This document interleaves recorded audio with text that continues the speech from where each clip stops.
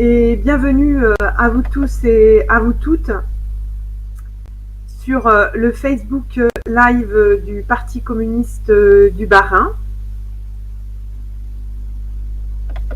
Et bienvenue à vous tous et à vous toutes sur le Facebook Live du Parti communiste du Bas-Rhin. Alors, nous allons être ensemble pour... bienvenue à vous tous et à vous toutes. Nous allons être ensemble... Sur le Facebook Live du Parti communiste du Bas-Rhin. Alors, nous allons être ensemble, pardon, excusez-moi, pour à peu près 1 heure environ.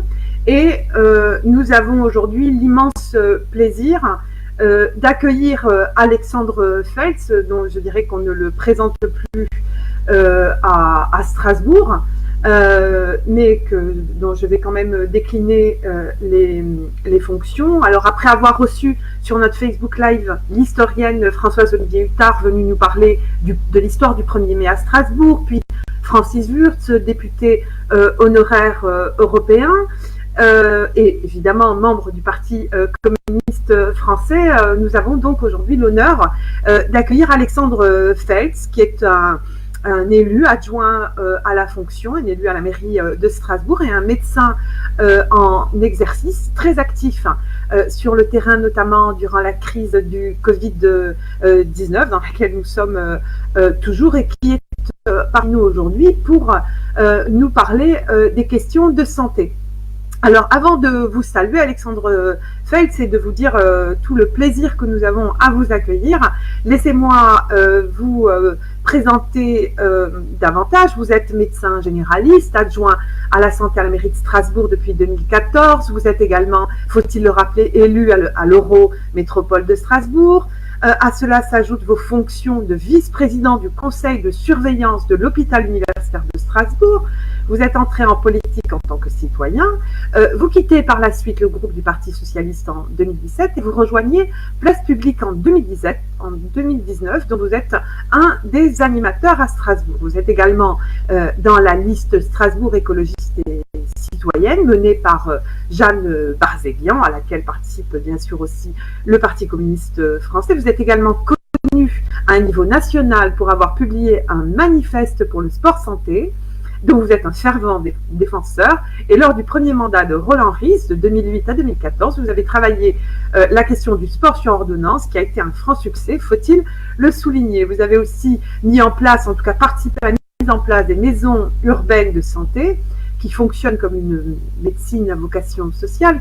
C'est donc un élu en fonction et un médecin en exercice très actif sur le terrain que nous avons le plaisir d'accueillir aujourd'hui dans le cadre de la crise sanitaire du Covid-19 que nous traversons, dans une région particulièrement touchée par le nombre de cas et le nombre de morts, par le manque criant de personnel hospitalier, de manque.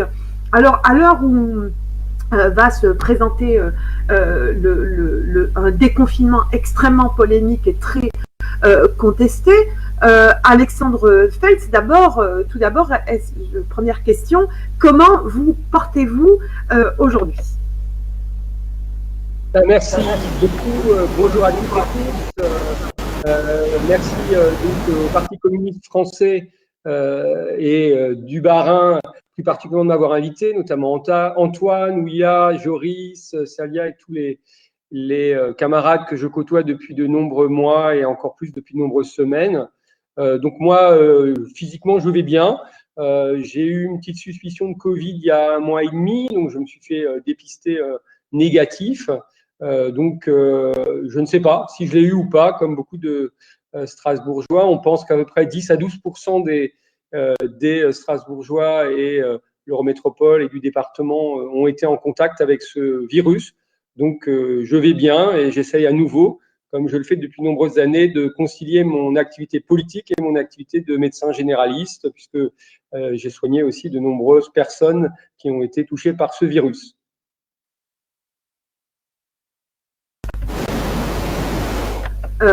Bien, bah alors je suis ravie et je crois que c'est un plaisir partagé de vous savoir en bonne santé malgré les conditions très difficiles qu'ont connues les soignants ces dernières semaines particulièrement éprouvantes. Alors, Alexandre Feltz, vous avez vécu cette crise sanitaire de très près en tant que médecin, justement, à Strasbourg.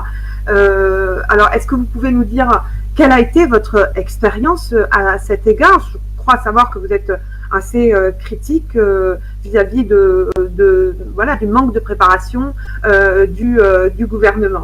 Qu'est-ce que vous pouvez nous en dire? Alors d'abord, dire que, comme vous l'avez exprimé tout à l'heure, j'ai une vision assez globale de la situation, puisque j'ai gardé bien sûr mon activité de médecin généraliste. Je suis aussi vice-président des hôpitaux, donc j'ai pu suivre ce qui s'est passé à l'hôpital. Et en tant qu'adjoint, j'ai participé à la cellule de crise municipale, donc j'étais en lien également donc, avec la préfecture. Donc je pense qu'il faut dire, c'est qu'on a tous été surpris par la violence de cette épidémie, qui a eu un retard clair, notamment lorsque l'épidémie est arrivée de façon massive dans le Haut-Rhin et qu'on n'a pas pris de disposition dans le Bas-Rhin alors qu'on savait l'épidémie. Un des exemples qui va sans doute raviver à Antoine de mauvais souvenirs, mais c'est le match entre le Racing et le Paris Saint-Germain qui devait avoir lieu un samedi. Et ce match était encore autorisé le vendredi. Je suis intervenu très fort auprès de la préfecture et au niveau du directeur de cabinet du maire pour que ce match n'ait pas lieu. Alors bien sûr, c'est dur pour les supporters du Racing, mais ça aurait été une explosion de l'épidémie. Donc on se voit bien que, et on en reparlera tout à l'heure sur les masques, sur les tests, on est toujours en retard sur cette épidémie. Le gouvernement n'a pas pris en compte les éléments qui venaient de Chine, puis d'Italie. On a toujours pensé que la France pourrait réagir différemment. Et donc, on a toujours été en retard. Et donc, les mesures de confinement et surtout de tests et surtout de masques sont toujours arrivées en retard. Et donc, c'est vrai que du coup, le Haut-Rhin, le Bas-Rhin, la Moselle et l'Île-de-France sont les régions en France qui ont été les plus touchées.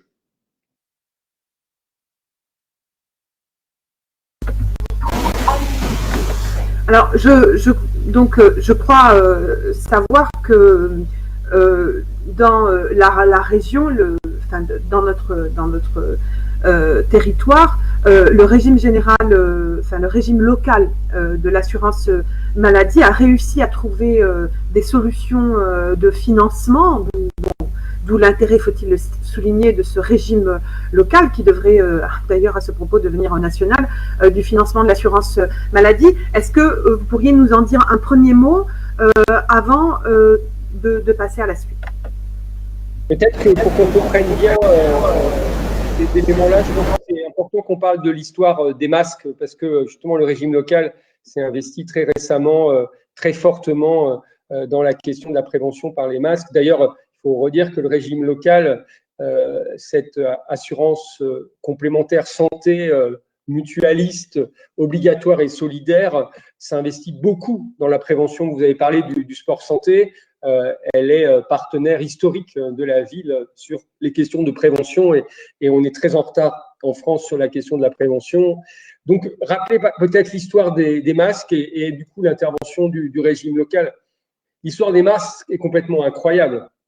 Elle est incroyable parce que on a su qu'il n'y avait pas de masque, que en fait l'État n'avait pas, dès pourtant le mois d'octobre ou novembre, où il y avait une crise en Chine et en janvier, même en début février, quand il y avait cette crise en Italie, n'a pas fait de stock de masques. Que ce soit les masques qu'on appelle chirurgicaux, on appelle ça aussi FP1, c'est les petits masques de prévention médicaux, ou les masques médicaux pour les actes en contact avec les patients, ce qu'on appelle les FP2 ou les masques dits canards. Il n'y en avait d'ailleurs pas des masques canards, il y avait quelques masques chirurgicaux. Et au lieu de dire, et c'est très important la question de la transparence et de la confiance lorsqu'on est dans une épidémie, au lieu de dire les gouvernements successifs pour des raisons de gestion hyper libérale en disant un stock ça coûte cher et donc on va diminuer les stocks, au lieu de dire il n'y a pas de stock et donc on va travailler ensemble sur la priorisation et la mise en œuvre de commandes nécessaires pour d'abord protéger les soignants, puis en plus, et après les malades, et après la population. En fait, on nous a expliqué que les masques ne servaient à rien. Or, en tant que médecin, dans toutes les épidémies, on sait que cette épidémie qui se transmet par les gouttelettes de salive est protégée par les masques. Et donc ça a été vraiment quelque chose de terrible, une première erreur politique majeure qui est encore aujourd'hui à l'œuvre par rapport au manque de confiance des Français et des Françaises par rapport au gouvernement. Et ensuite, on a essayé de gérer la pénurie avec les médecins. Moi-même, j'ai commencé à travailler sans masque. Ensuite, on nous a dit qu'on pouvait travailler uniquement avec les masques quand les patients avaient des symptômes. Ensuite, on s'est rendu compte que beaucoup n'en avaient pas et étaient contaminants. Donc, on a toujours été dans cette urgence-là. Et je voudrais dire très fortement que c'est les patients, c'est certaines entreprises, c'est d'autres professionnels qui avaient arrêté leur activité, comme les kinés, les orthophonistes, qui nous ont donné les premiers masques. Voilà, ce n'est pas l'État. Donc ça, c'est quelque chose aussi à noter, que cette solidarité envers les médecins et les professionnels de santé a été très importante. Je voudrais dire aussi, parce qu'on en parle un peu moins, mais il n'y a pas que les médecins. Il y a les infirmières, il y a les pharmaciens, il y a les aides à domicile aussi, toutes les personnes aussi qui travaillent, ce qu'on appelle les ASH, toutes les personnes qui travaillent dans les EHPAD, toutes ces personnes-là ont été vraiment non protégées pendant de nombreux mois. Les médecins ont commencé à l'être au bout d'un mois ou un mois et demi, mais ensuite le médico-social, et vous savez dans les EHPAD, bien sûr les personnes accueillies, mais également les personnes qui travaillent, nombreux ont été ceux qui ont été touchés. Malheureusement, vous savez, on parle beaucoup des morts des médecins, mais il y a eu aussi bien sûr beaucoup de morts dans ces personnes plus modestes, mais qui sont au contact avec la population et qui auraient dû avoir aussi, eux, des masques. Toutes les personnes qui ont été en contact avec des malades, quelle que soit la maladie, auraient dû avoir des masques en priorité. Ça n'a pas été le cas. Ensuite, ce qui est complètement incroyable, c'est que on sait que pour réduire une épidémie, il faut que les malades puissent eux-mêmes protéger leur famille, protéger leurs proches.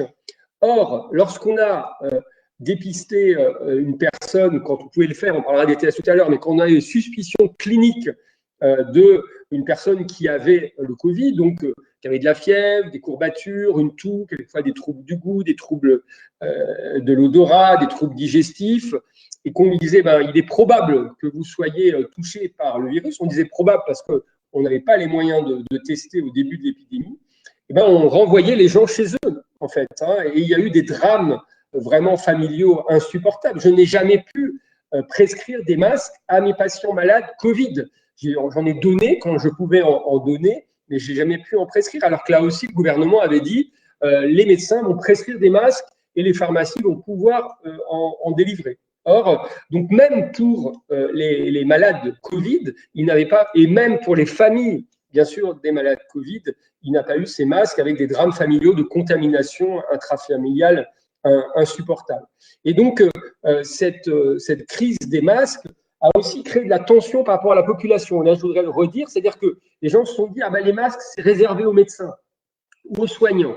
C'est pas réservé, c'est que dans l'urgence, on a dû gérer la pénurie et qu'on a réservé un peu de masques pour les hôpitaux, pour les soignants de ville et les soignants dans les EHPAD et les structures collectives, et qu'on a comme ça réussi à ce qu'il n'y ait pas trop de contamination. Mais bien sûr, il aurait été nécessaire, et il est nécessaire que chaque personne puisse disposer aujourd'hui d'un masque.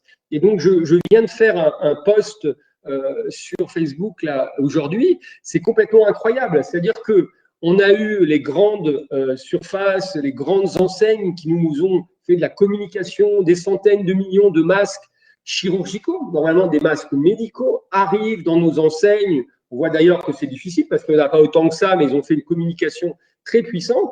Et en même temps, là, je viens de recevoir un mail en disant que pour les soignants, il faut mieux qu'on se rationne encore parce qu'il y a une tension sur ces mêmes masques chirurgicaux. C'est complètement incroyable. Je veux dire, comment on laisse la grande distribution avoir des commandes massives qui arrivent, bien sûr, de l'étranger, parce que ces masques chirurgicaux sont surtout en Chine et dans les pays asiatiques, et qu'on recrée de la tension, parce que ce mail qui est fait par l'Union régionale des médecins, qui essaye de gérer, c'est pas eux les responsables, mais c'est quand même incroyable à quelques jours du confinement de dire aux professionnels de santé, écoutez là, il y aura plus de professionnels, ce qui est vrai, donc du coup on a toujours aussi peu de masques, et donc faites attention, utilisez le minimum de masques possible, éventuellement essayez de les utiliser plus longtemps que d'habitude. Voilà, donc on est sur cette question-là aujourd'hui maintenant dans le grand public. Et on voit que cette question se pose aujourd'hui au niveau du grand public, puisque on attend les masques. Là, il paraît que l'État, j'ai entendu, la préfète dit qu'il y a 10 millions de masques d'État pour le grand public. Je ne sais pas où ils sont. Hein. Les collectivités, c'est là où on va voir la force du régime local. Les collectivités, vu que l'État n'arrivait pas à mettre à disposition ces nouveaux masques qu'on appelle les masques tissus. Il y a les masques médicaux, FP1, FP2. Maintenant, il y a des masques tissus catégorie 1, catégorie 2 qui sont mis en place depuis quelques semaines. Comme l'État n'arrive pas à protéger sa population, les collectivités, la ville, la métropole, le département se sont mis ensemble pour arriver à passer des commandes. Mais comme tout le monde a passé les commandes en même temps, et que l'industrie du textile est en grande difficulté. Alors là, on en a besoin, donc on essaye au niveau local, bien sûr, de les soutenir, mais malheureusement, ils ont des limites dans leur fabrication et ces commandes sont parties. L'État, maintenant, a dit qu'ils vont participer au financement et là, le régime local s'est engagé très fortement, 1,2 million d'euros pour, alors, pas seulement Strasbourg, bien sûr, puisque c'est l'histoire du régime local, le Haut-Rhin, le Bas-Rhin et la Moselle, donc l'Alsace-Moselle, pour participer très fortement à ces masques qui vont être qui vont arriver dans les jours qui viennent. Il y aura 2 masques pour chaque personne lavables. C'est bien sûr un début, mais ce n'est pas suffisant. Et pour finir sur l'histoire des masques, avant que vous m'interrogiez peut-être aussi sur ces questions, la question est vraiment les gens en grande difficulté. Les gens qui ont des minima sociaux comme le RSA ou l'allocation adulte handicapé devraient avoir gratuitement des masques. On devrait pouvoir, nous médecins, notamment par rapport aux malades chroniques, dont on sait qu'ils sont très fragiles par rapport à l'épidémie, les gens en affection longue durée, les personnes âgées, les gens obèses également, qui sont à risque de complications du Covid, qu'il faudrait qu'on puisse les protéger. Et c'est ça, cette double position est difficile parce qu'en tant que médecin, je veux protéger mes patients et je n'ai pas aujourd'hui les outils pour le faire. On verra que les outils vont commencer à se développer. Bien sûr, dans les semaines qui viennent, il y aura des masques, mais la question sociale va se poser parce que ça sera un budget d'avoir des masques. Les masques dits tissus vont pouvoir être lavés 5 fois, 10 fois, mais il faudra un certain volant de masques et ça va faire un budget. Et pour les gens en grande difficulté, je pense que c'est fondamental que ces masques soient donnés par la force publique, soient gratuits, soient prescrits par les médecins, soit par les centres communaux d'action sociale. Ouais, donc cette histoire est vraiment complètement incroyable sur cette gestion des masques et ça continue encore aujourd'hui puisqu'on voit que on est encore en difficulté alors que, et je vais finir sur ça, alors que le 11 mai, normalement les masques sont obligatoires dans les transports en commun, or les gens ne peuvent pas y accéder. Ça, c'est quand même incroyable. J'espère qu'il n'y aura aucune verbalisation dans les premiers jours. Merci pour ce rapport extrêmement complet, en tout cas du point de vue de notre expérience strasbourgeoise à Strasbourg, ou en tout cas plus largement en Alsace, où nous sommes les Strasbourgeois et les Alsaciens sont quand même extrêmement inquiets à l'égard de ce futur déconfinement, notamment pour ce qui concerne les enfants, mais pas uniquement, aussi en ce qui concerne cette raison de pénurie de masques qui sont à la fois obligatoires, sur lesquels il y a eu une communication, vous l'avez rappelé, Alexandre Fett, extrêmement contradictoire de ce gouvernement qui aujourd'hui, alors qu'il n'en avait pas, tout d'un coup on retrouve des masques dans les grandes distributions avec des prix qui peuvent revenir jusqu'à 200 € par mois. Il y a des dizaines de familles strasbourgeoises ou alsaciennes qui évidemment ne peuvent pas avoir ce type de budget. Je rappelle à cet égard la mise en place d'une pétition initiée notamment par le Parti communiste du Bas-Rhin pour interpeller la préfète du Bas-Rhin. Je vous donne le titre de cette pétition, mais elle sera mise en ligne sur notre page Facebook, vous pourrez alors la consulter. Dans le Bas-Rhin, des masques gratuits pour tous et toutes, réquisition des stocks des grandes surfaces, mobilisons-nous. Voilà le titre de la pétition. Nous demandons et nous revendiquons la réquisition des stocks qui sont tout d'un coup, aujourd'hui, comme par miracle, vendus à prix d'or dans les grandes surfaces. Il y a quelque chose là qui soit rappelle de son beau temps, toute proportion gardée, pour ne pas rappeler la question du marché noir, soit absolument inexplicable face à une population qui a énormément souffert et qui sort meurtrie de ce déconfinement. Alors peut-être que Alexandre Feltz, vous pouvez poursuivre en nous disant qu'est-ce que vous qu'est-ce que vous pensez de ce déconfinement? Est-ce que pour vous il arrive trop tôt? Est-ce que nous sommes bien préparés? Qu'en est-il de la question de la réouverture des écoles, alors qu'elles avaient été les premières à être fermées? Je crois qu'il y a beaucoup aussi de parents à cet égard qui sont très inquiets. Qu'est-ce que vous pouvez nous dire pour nous rassurer et nous donner les cadres de comment nous pourrions mieux envisager ce déconfinement? Alors, des éléments d'inquiétude, des éléments de réassurance. Je vais commencer par l'inquiétude, je finirai par les réassurances, c'est mieux. Donc, l'inquiétude, elle est assez claire. Hein. Les recommandations du Conseil scientifique national qui est censé donner des éléments à notre président, mais il prend ce qu'il veut, hein, c'était de ne pas rouvrir les écoles. Hein. Clairement, il est noté noir sur blanc. Nous préconisons la reprise de l'école en septembre et pas avant. Hein. C'est-à-dire, voilà, donc, clairement, pour les médecins et les scientifiques, de façon globale, cette reprise n'est pas adaptée à la situation et ça pose d'énormes problèmes. On pourra en parler tout à l'heure pour les parents d'élèves, pour les enfants, pour les enseignants. Voilà. Pourquoi? Parce que notamment à Strasbourg, il reste près de 300 personnes hospitalisées pour un Covid, près de 80 personnes en réanimation. Alors c'est mieux puisqu'on était à près de 650, hein, donc, mais il reste encore énormément de gens à l'hôpital. Et si on avait un rebond de l'épidémie, l'hôpital public ne pourrait pas accueillir ce rebond d'épidémie. Donc ça, c'est les éléments clairement d'inquiétude, si vous voulez. Hein. Et malgré l'engagement, moi je travaille au quotidien avec l'Agence régionale de santé, avec les services de la préfecture, avec la mairie, avec les différents professionnels qui essayent vraiment de travailler d'arrache-pied. On voit qu'on est toujours en retard, hein, par rapport au virus. Donc c'est vrai que les conditions de reprise sont très difficiles. En plus, on nous a dit que on reprenait l'école pour des raisons pédagogiques. On sait que les conditions extrêmes qui ont été portées par le Conseil scientifique qui a dit « nous ne sommes pas d'accord pour la réouverture, mais si on ouvre, voilà les conditions ». Et les conditions, il y a plus de 60 pages hein, qui montrent des éléments très complexes pour mettre en œuvre ces éléments, montrent que, en fait, très peu d'enfants vont revenir à l'école.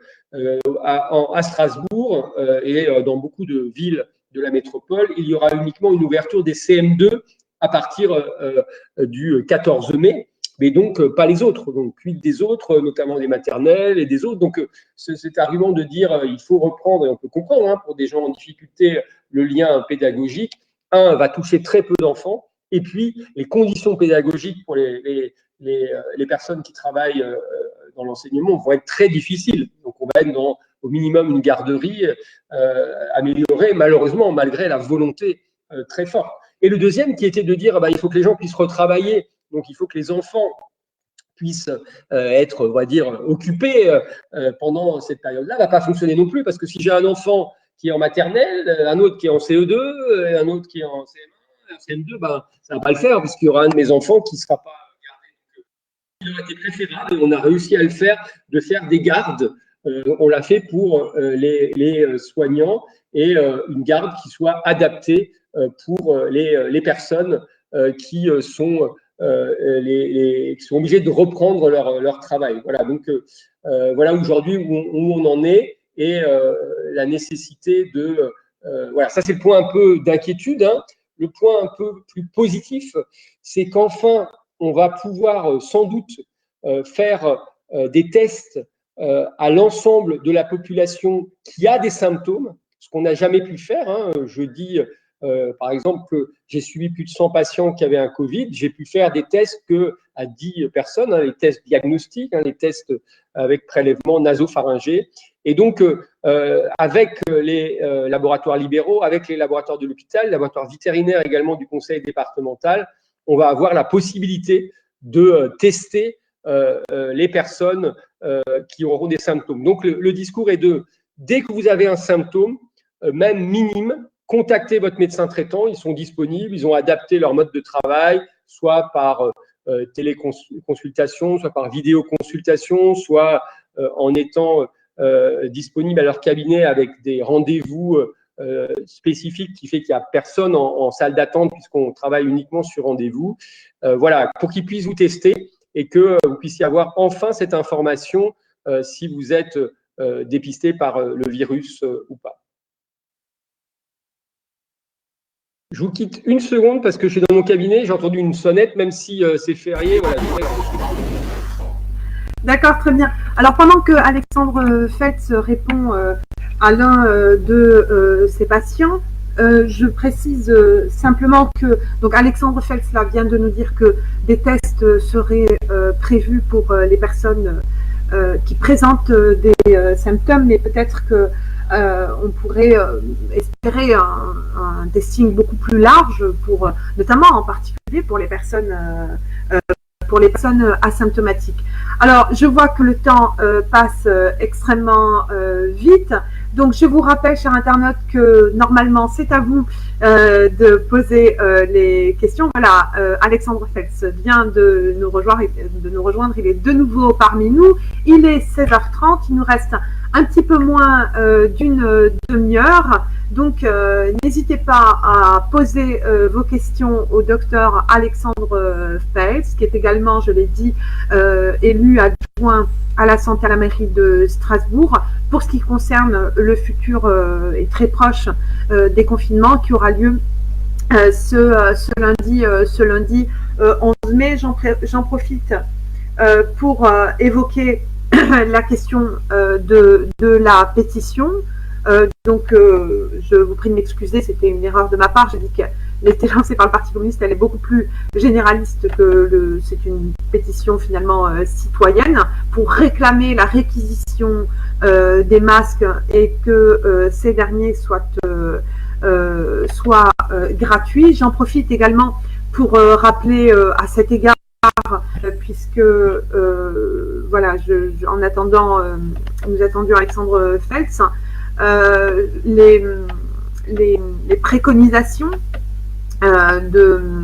notamment du Parti communiste français au niveau national, ce qui est critiqué par le Parti communiste. Je ne sais pas ce que vous en pensez, Alexandre Feltz, c'est le fait que les décisions soient laissées comme ça à certaines mairies, ce qui peut paraître très bien, puisque du coup c'est le local qui reprend la main, sauf que le local n'a pas les moyens, la décision tombe d'en haut du jour au lendemain, et il n'y a pas du coup de cadre national pour les enfants de ce pays, puisque certains vont retourner à l'école, d'autres pas. Ça sera en fonction des décisions des uns et des autres. Et ça conduit aussi à faire de l'école une simple garderie, ce qui n'est pas acceptable. Et la réouverture des écoles devrait se faire dès que possible en garantissant une rentrée pour tous et pour tous, permettant de réels apprentissages. Et avec des conditions, parce que c'est une école, j'ai envie de dire républicaine, des conditions qui soient définies sur un plan national, en concertation avec l'ensemble des acteurs de l'éducation. Sur le plan sanitaire, pour ce qui est de l'école, voilà, il faut aussi que l'État puisse fournir le matériel, puisque les maires ne l'ont pas toujours à disposition, le matériel nécessaire pour suivre les préconisations des CHCT, la réduction des classes à 12 enfants, et puis aussi un recrutement massif organisé pour pérenniser ces dédoublements de classes et reconstruire aussi, je ne sais pas ce que vous en pensez à cet égard, mais je pense que ça vous concerne, Monsieur Alexandre Feltz, une médecine scolaire digne de ce nom. Cela suppose évidemment un moratoire sur les suppressions de postes et les fermetures de classes. Grosso modo, ce qui est revendiqué, c'est aucun élève dans ce pays ne doit être laissé au bord du chemin. Et dans ce cas, un cadre national doit être défini et un fonds national pour financer les outils indispensables aux apprentissages, surtout après plusieurs semaines d'enfants restés sans école, et garantir évidemment la gratuité de l'accès à l'éducation, notamment finançant des moyens comme l'accès aux ordinateurs pour les familles qui n'en auront pas ou qui n'en auraient pas assez. Voilà, alors en attendant, je vérifie simplement si les questions sont arrivées, mais peut-être vous pouvez réagir sur cette question d'une absence de cadre national du retour des enfants à l'école. Alexandre Feltz, qu'en pensez-vous? Alors, je vais d'abord peut-être redire qu'on est dans une situation un peu particulière, puisque par exemple à Strasbourg, on est, moi je suis un basketteur, donc j'utilise ce mot, on est en suspension démocratique, si vous voulez, puisque par exemple le maire, le président de la métropole qui n'était pas présent sur des listes, aujourd'hui ont quasi tous les pouvoirs, alors que normalement ils ne devaient plus être en responsabilité politique. Et c'est donc ce couple-là qui est proposé, préfecture-maire, qui décide en fait de tout sur nos territoires, si vous voulez. Hein. Et donc, alors des fois ils sont d'accord, des fois ils sont pas d'accord. Quand ils sont pas d'accord, c'est le préfet qui décide, hein, clairement. On a vu ça par rapport aux marchés, hein, notamment, qui ont été interdits. Et on a vu sur quelque chose qui, moi, me motive beaucoup, puisque vous avez parlé du sport santé, c'est qu'on a interdit l'activité physique en vélo. Ça, c'est complètement incroyable. Et on a vu des différences, puisque dans certains endroits, vous pouviez avoir une amende parce que vous allez chercher en vélo votre pain ou votre nourriture. C'est quand même incroyable. Je trouve qu'il faudrait que l'État rembourse ces amendes-là, puisque d'ailleurs, après, le Conseil d'État a dit que c'était insupportable, qu'on n'avait pas le droit de restreindre. Si on se déplace à pied ou en vélo pour des choses autorisées, on peut le faire comme on en a envie. Donc, on voit bien que là, il y a eu quelque chose de complètement incroyable.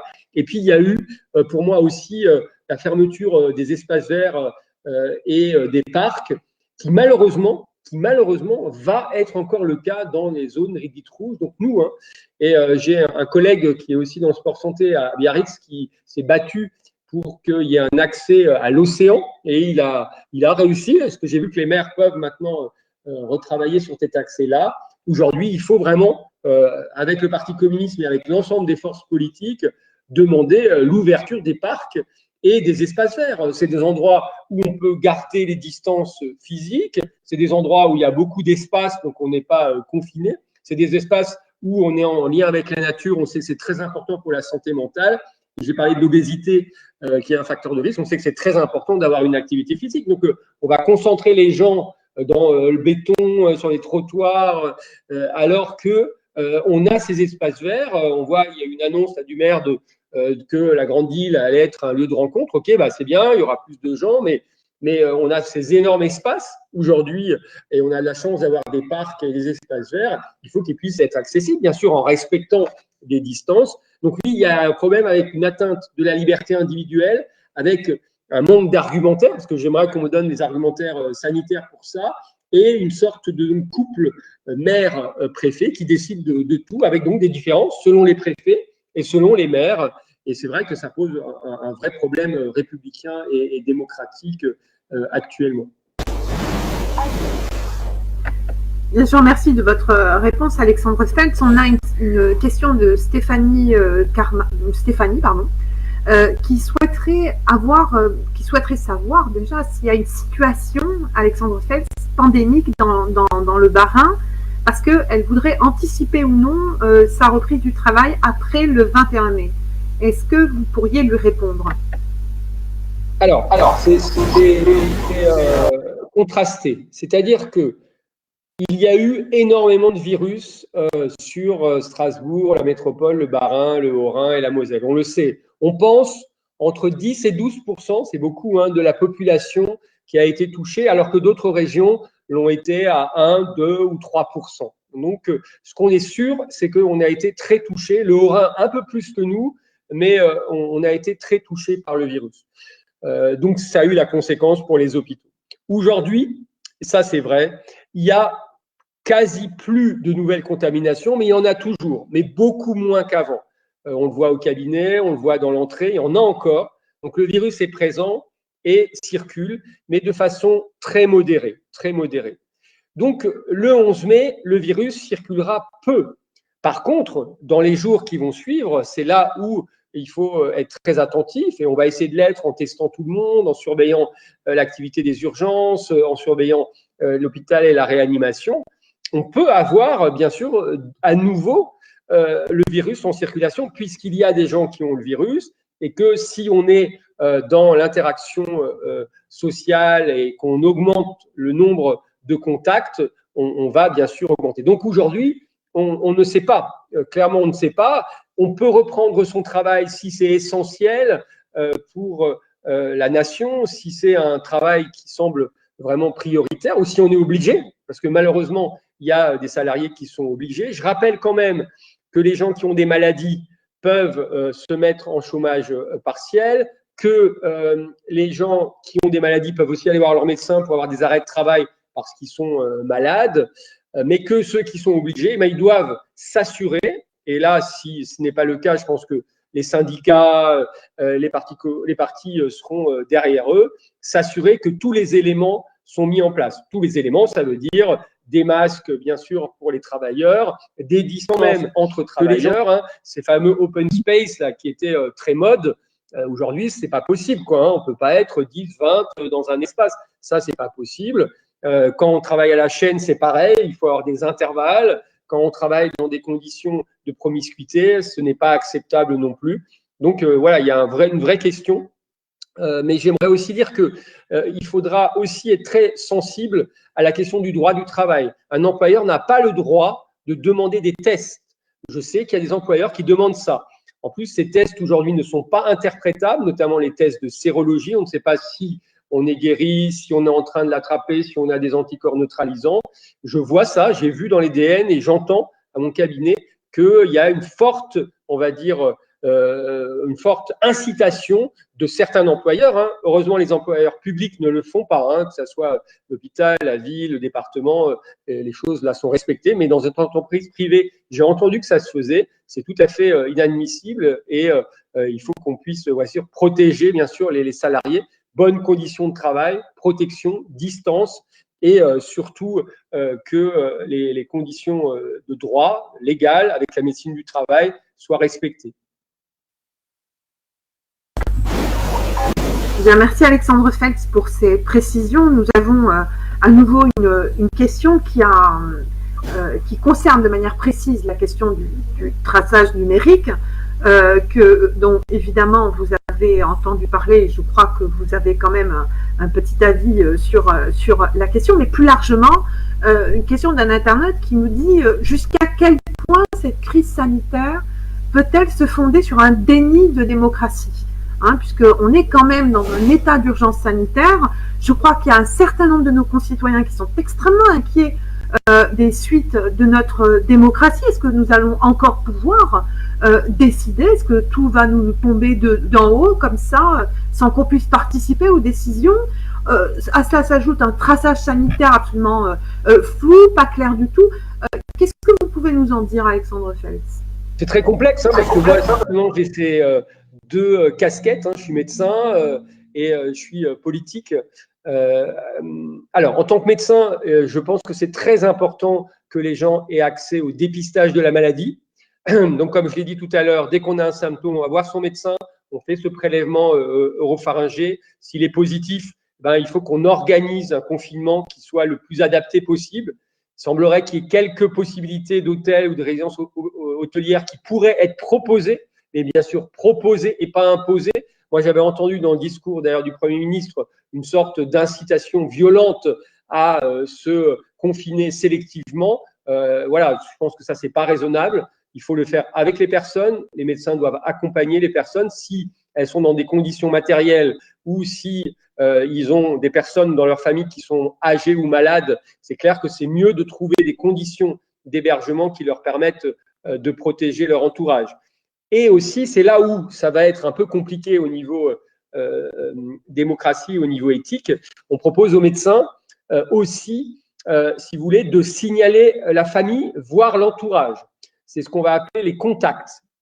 Et donc là, il y a quelque chose qui se met en place, qui est complètement inhabituel, hein, qui sera géré donc par l'assurance maladie, hein, des agents administratifs et des agents médicaux, mais des agents administratifs, qui vont donc contacter des personnes qui ne sont pas malades. Ça, on n'a jamais fait, hein. Alors, on l'a déjà fait dans la tuberculose, par exemple, hein, mais c'est quand même très rare de le faire à cette échelle-là, et qui vont leur demander, c'est là aussi, leur proposer de faire des tests eux-mêmes, et vont leur proposer aussi de se confiner 14 jours. Et donc, on voit, c'est là la différence entre obligation et proposition, entre accompagnement et coercition. C'est ce petit élément qui fait la différence. C'est-à-dire, au niveau sanitaire, on comprend bien la logique de faire comme tel, mais au niveau démocratie, je pense que c'est très important à chaque fois de demander l'autorisation aux personnes, que ces données soient très sécurisées. L'Ordre des médecins vient de demander aussi très fortement au gouvernement et à l'assurance maladie de donner cette sécurité-là, que ces données seront utilisées uniquement pour ça et ensuite qui seront détruites. Voilà, beaucoup de questions se posent. On peut bien sûr essayer de faire le mieux au niveau sanitaire, mais on ne doit pas mettre en danger le secret médical et surtout la vie d'entourage. Vous imaginez, voilà, vous êtes positive aujourd'hui, votre médecin vous dit, bah voilà, il faudrait qu'on voit un peu votre entourage. Vous rentrez dans la vie privée des gens. Hein, voilà, quel est mon entourage, quelles sont les personnes que j'ai vues. Et si on ne prévient pas, moi je pense que on doit faire ça avec les patients, que les patients puissent prévenir. Parce que si vous vous rendez compte, si vous êtes appelé par la sécurité sociale en disant « Ah, écoutez, il y a sans doute quelqu'un dans mon entourage qui a le virus », parce que, alors, heureusement, on demande aux patients, mais si le patient dit oui, on va dire « Monsieur Untel a le virus », et donc, du coup, voilà, voilà, il faut vraiment être très attentif. Bien sûr, la sécurité sanitaire est prioritaire, mais on doit prendre en compte les éléments éthiques, les éléments de secret, les éléments de l'acceptabilité, mais aussi du consentement des usagers et aussi, bien sûr, des médecins à toutes les étapes du signalement. Sinon, on risque d'être en très grande difficulté pour aujourd'hui et pour l'avenir. Et donc, il faut qu'on sorte de ce système. Là, on est en urgence sanitaire jusqu'au 24 juillet. Hein. Il faut que progressivement, on puisse retrouver un fonctionnement où les usagers, les associations, les syndicats, les partis, bien sûr, puissent avoir toute leur parole sur ce qui est en train de se mettre en place.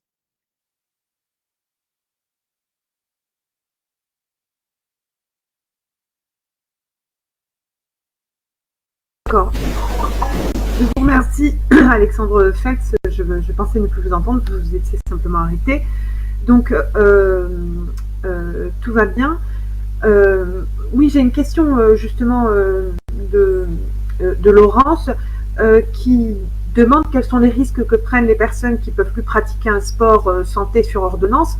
Mais je pense que c'est plutôt, on pourrait l'élargir à toutes les personnes à risque dont vous avez parlé, en fait, les personnes qui ont des maladies chroniques, les personnes qui ont un certain âge, puisqu'on a parlé le gouvernement a d'abord dit que les personnes âgées, dites âgées, devaient retarder le déconfinement, mais sans préciser de date, sans préciser qu'est-ce que c'est une personne âgée, puisque à 70 ans, certains sont en pleine forme et d'autres peuvent être extrêmement fragiles. Donc, qu'est-ce que c'est qu'être âgé dans ces conditions? Qu'est-ce que ça veut dire? Est-ce que ça veut dire qu'ils restent confinés chez eux encore pendant d'autres mois, en sachant que ça peut donner lieu à des problèmes de santé, disons, mentale? Ça a été de dépression, d'isolement, etc. Donc, voilà, enfin, qu'est-ce que... Est-ce que vous pouvez nous dire un mot sur ce sujet? En sachant, je précise qu'il ne me reste plus que 10 minutes. Voilà. Je vais faire en 5 minutes pour qu'on puisse conclure. Donc, bien sûr, vous avez tous compris que le confinement a augmenté notre sédentarité, diminué notre activité physique. Et donc, c'est très dur. On a pris du poids, pratiquement tous. Et donc, les malades, aujourd'hui, malades chroniques, sont en difficulté avec leur maladie. Par exemple, pour les enfants pris en charge, qui s'appelle précoce, prise en charge précoce des enfants obèses à Strasbourg, pareil, ils ont tous pris du poids, quoi, les enfants déjà en difficulté. Donc, c'est fondamental. Alors, l'activité physique et les éducateurs de la ville ont continué à avoir des contacts avec les gens pour les aider à faire de l'activité physique en intérieur. Il y a eu cette 1 heure. Vous avez vu, on n'a pas parlé tout à l'heure, mais il y a certaines collectivités qui ont interdit de courir. Ça, c'est quand même assez incroyable, en tout cas à certaines heures. Heureusement, à Strasbourg, il semblerait, grâce au sport santé, ça n'a pas été pris, mais la préfète l'avait proposé au maire, qui a demandé, comme Strasbourg est la ville du sport santé, et que j'étais un peu en interrogation sur ça, donc on a pu résister à ça. Il faut qu'on invente pour toutes et tous de nouvelles façons de faire de l'activité physique. Bien sûr, ce qui est collectif va être compliqué. Ce qui est rapproché, ce qui va être en contact va être compliqué. Mais c'est vraiment un enjeu majeur aujourd'hui du déconfinement. Retrouver l'activité physique, comme je disais, dans les parcs qui malheureusement sont interdits, dans les espaces verts qui sont interdits, dans les forêts qui sont maintenant autorisées, sur les pistes cyclables qui sont enfin libres complètement, quel que soit le nombre de kilomètres.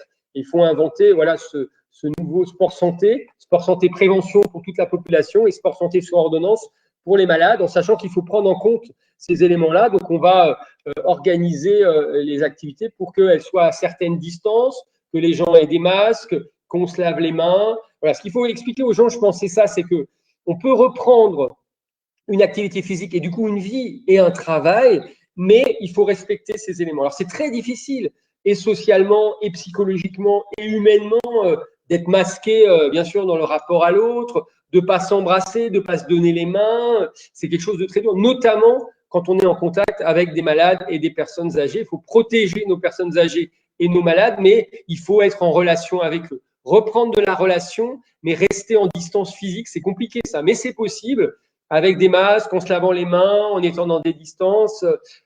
Voilà, donc c'est des choses aujourd'hui qu'il faut mettre en place.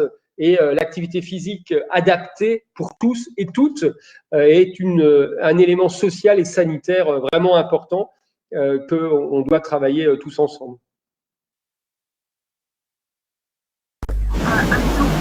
Alexandre Feltz, vous êtes donc médecin dans les métiers du soin. L'hôpital public aujourd'hui est dans une situation absolument désastreuse, dénoncée depuis plus d'1 an maintenant par les soignants qui se sont mis en grève avec une démission des chefs de service, plus de 1200 démissions. Nous avons vu que leur cri d'alarme, leur sonnette d'alarme, leur rôle de lanceur d'alerte citoyen était tout à fait pertinent.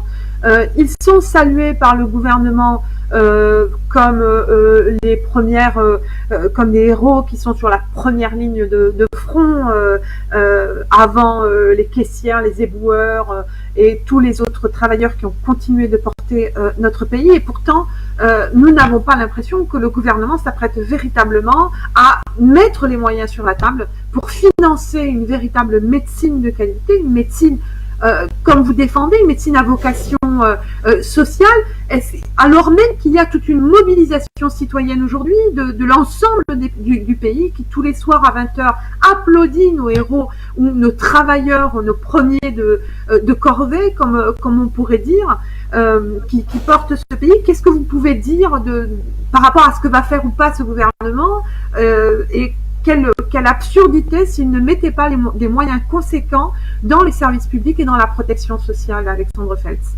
Et nous avons un peu moins de 10 minutes. Donc moi, je ne suis pas au gouvernement, je ne suis pas un soutien du gouvernement. Je pense qu'ils vont rester dans leur logique. Ils vont essayer dans un vernis social, mais leur logique n'est pas d'investir sur les services publics. Voilà. Alors là, on a vu que les services publics, notamment les services de proximité, sont une nécessité. Les entreprises de proximité sont aussi une nécessité, puisqu'on voit que si on n'a pas de réactifs, c'est qu'ils sont faits en Chine et aux États-Unis. Si on n'a pas de masques, c'est qu'ils sont faits en Chine et en Asie. Donc, c'est l'investissement dans le service public, l'investissement dans la proximité, qui sont les bases d'ailleurs de l'écologie politique portée par les différents partis qui se rejoignent aujourd'hui autour de l'écologie, qui sont essentiels. Et ce service public, ce service de proximité doit permettre d'investir pour l'avenir. Et donc, il faut, on le voit bien, sur les services de réanimation, par exemple, on sait qu'à la fin, ce qui fera la différence sur le nombre de morts, c'est la capacité de pouvoir réanimer les gens. Et on sait qu'on a peu de services de réanimation. Pourquoi ? Parce que l'hôpital public est géré à flux tendu. Il ne doit pas rester une ou deux ou trois chambres qui ne soient pas occupées. On doit avoir un taux de remplissage absolu pour être dans la rentabilité. C'est cette logique-là, puisque malheureusement, l'hôpital public est payé ce qu'on appelle sur la T2A, c'est-à-dire sur l'activité. Et donc, on comprend bien que c'est un même système qu'un hôtel. C'est pareil. C'est-à-dire, c'est le taux de remplissage et le taux de turnover dans l'hôpital qui va amener au financement de l'hôpital. Il faut sortir de ce financement à l'acte. Il faut un financement global sur les missions de santé publique de l'hôpital public pour arriver à sortir de ces éléments-là. Les soignants sont épuisés. Hein, clairement, ils sont épuisés, notamment dans nos régions. Ils ont fait un travail énorme et donc il faut faire l'inverse de ce qu'on a fait. Hein. Il faut arrêter de fermer des lits, il faut arrêter de diminuer le nombre de personnes qui travaillent. Aujourd'hui, il faut plus d'infirmières, il faut plus d'aides-soignantes dans les EHPAD. Il faut retravailler sur ce taux entre les gens accueillis et les gens qui travaillent.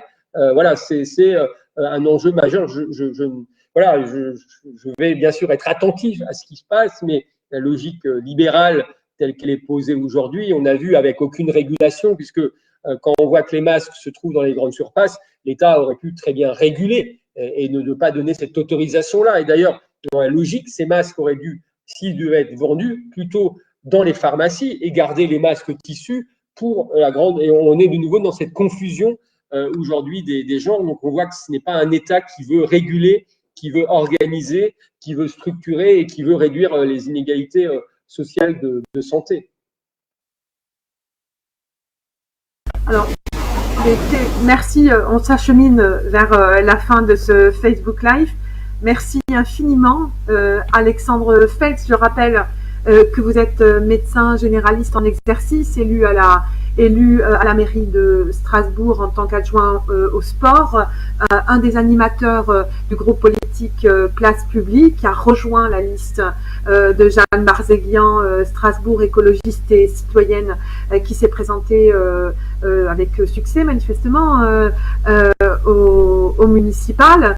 Merci infiniment de nous avoir apporté votre expérience et votre expertise sur la crise que nous traversons et qui est particulièrement difficile dans notre région. Je rappelle à tout égard le livre que vous avez publié, qui s'est affiché normalement sur notre page Facebook, qui s'appelle Manifeste pour la santé. Je rappelle l'existence de cette pétition que nous vous appelons à signer, donc Sport Santé sur ordonnance, le livre d'Alexandre Feltz, Sport Santé sur ordonnance, Manifeste pour le mouvement, avec une préface de Michel Sim, s'il vous plaît.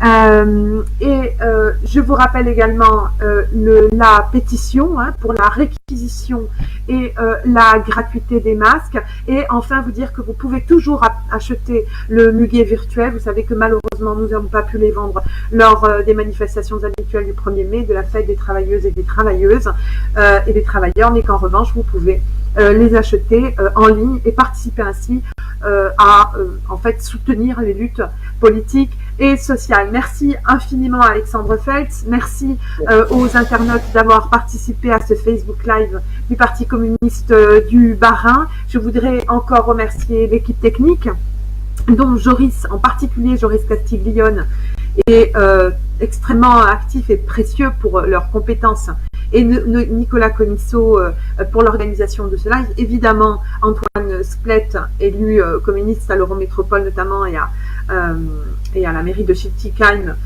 pour l'organisation ou la réalisation, disons, de ce Facebook Live. Et bien sûr, un salut à la secrétaire fédérale du Bas-Rhin, du Parti communiste du Bas-Rhin, Ulia Turan. Voilà, nous nous retrouverons, après ces quelques précisions, nous nous retrouverons le lundi 11 mai. Nous accueillerons deux acteurs de la solidarité, qui seront Germain Mignot et je l'ai noté tout à l'heure, mais l'information s'est un petit peu perdue. En tout cas, on parlera plus particulièrement de la solidarité concrète le lundi 11 mai, ce lundi à 18 h, avec des militants associatifs, Germain Mignot et Ogusu Tufuor, qui viendront nous dire comment, dans notre région et dans notre belle ville strasbourgeoise, s'organisent au sein de la population des solidarités concrètes. Encore merci à vous, merci Alexandre Fels et à très bientôt sur le Facebook Live du Parti communiste du Bas-Rhin.